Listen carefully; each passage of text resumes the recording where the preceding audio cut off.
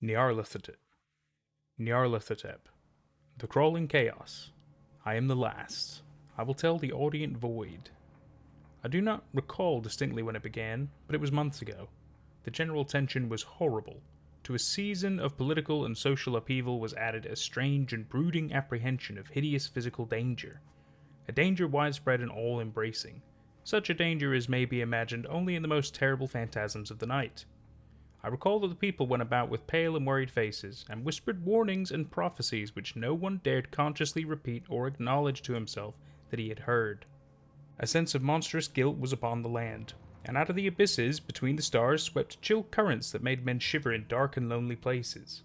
There was a demonic alteration in the sequence of the seasons. The autumn heat lingered fearsomely, and everyone felt that the world, and perhaps the universe, had passed from the control of known gods or forces to that of gods or forces which were unknown. And it was then that Nyarlathotep came out of Egypt. Who he was, none could tell, but he was of the old native blood and looked like a pharaoh. The fellahin knelt when they saw him, yet could not say why. He said he had risen up out of the blackness of 27 centuries, and that he had heard messages from places not on this planet. Into the lands of civilization came Nyarlathotep, swarthy, slender, and sinister, always buying strange instruments of glass and metal and combining them into instruments yet stranger. He spoke much of the sciences, of electricity and psychology, and gave exhibitions of power which sent his spectators away speechless, yet which swelled his fame to exceeding magnitude. Men advised one another to see Nyarlathotep, and shuddered, and where Nyarlathotep went, rest vanished, for the small hours were rent with the screams of nightmare. Never before had the screams of nightmare been such a public problem. Now the wise men almost wished they could forbid sleep in the small hours, that the shrieks of cities might less horribly disturb the pale, pitying moon as it glimmered on green water, gliding under bridges and old steeples crumbling against the sickly sky. I remember when Nyarlathotep came to my city, the great, the old, the terrible city of unnumbered crimes. My friend had told me of him, and of the impelling fascination and allurement of his revelations, and I burned with eagerness to explore his uttermost mysteries. My friend said they were horrible and impressive beyond my most fevered imaginings, that what was thrown on a screen in the darkened room prophesied things none but Nyarlathotep dared prophesy, and that in the sputter of his sparks there was taken from men that which had never been taken before, yet which shewed only in the eyes. And I heard it hinted abroad that those who knew Nyarlathotep looked on sights which others saw not.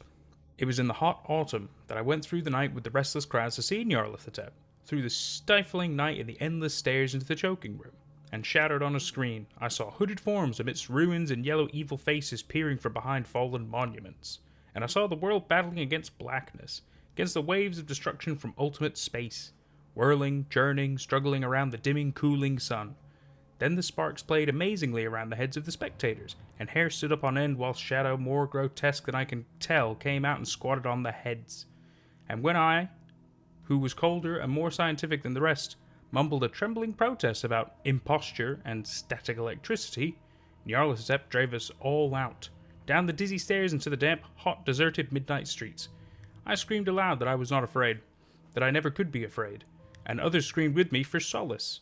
We swore to one another that the city was exactly the same, and still alive, and when the electric lights began to fade we cursed the company over and over again, and laughed at the queer faces we made.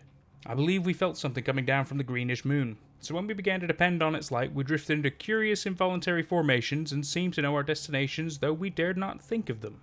Once we looked at the pavement and found the blocks loose and displaced by grass, with scarce a line of rusted metal to shew where the tramways had run, and again we saw a tramcar, lone, windowless, dilapidated, and almost on its side. When we gazed around the horizon, we could not find the third tower by the river, and noticed that the silhouette of the second tower was ragged at the top.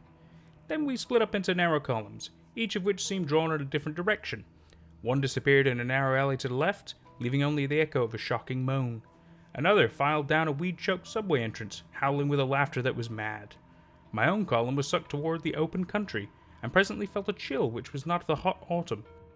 For as we stalked out on the dark moor, we beheld around us the hellish moon-glitter of evil snows. Trackless, inexplicable snows, swept asunder in one direction only, where lay a gulf all the blacker for its glittering walls. The column seemed very thin indeed, as it plodded dreamily into the gulf. I lingered behind, for the black rift the green-litten snow was frightful, and I thought I had heard the reverberations of a disquieting wail as my companions vanished. But my power to linger was slight. As if beckoned by those who had gone before, I half floated between the titanic snowdrifts, quivering and afraid, into the sightless vortex of the unimaginable. Screamingly sentient, dumbly delirious, only the gods that were can tell. A sickened, sensitive shadow writhing in hands that are not hands, and whirled blindly past ghastly midnights of rotting creation, corpses of dead worlds with sores that were cities, charnel winds that brush the pallid stars and make them flicker low. Beyond the world's vague ghosts of monstrous things, half-seen columns of unsanctified simples that rest on nameless rocks beneath space and reach up to dizzy vacua above the spheres of light and darkness. And through this revolting graveyard of the universe, the muffled, maddening beating of drums and thin, monotonous whine of blasphemous flutes from inconceivable, unlighted chambers beyond time, the detestable pounding and piping whereunto dance slowly, awkwardly, and absurdly the gigantic, tenebrous, ultimate gods, the blind, voiceless, mindless gargoyles whose soul is Nyarlathotep.